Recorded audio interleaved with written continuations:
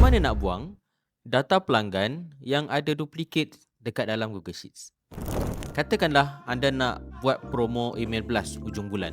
Tapi dalam senarai sales ni, pelanggan yang sama beli berkali-kali. Kalau tak bersihkan data ni, jenuh pelanggan anda kena spam.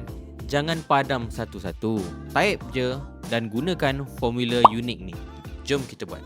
Pertama, kita tekan formula unik. So UNIQE. Dan kemudian kita pilih semua senarai email kita sampai ke bawah. Dan tutup kurungan, enter. Magic kan? Daripada senarai panjang yang berulang, terus jadi satu senarai unik yang telah dibuang duplikat bagi setiap email.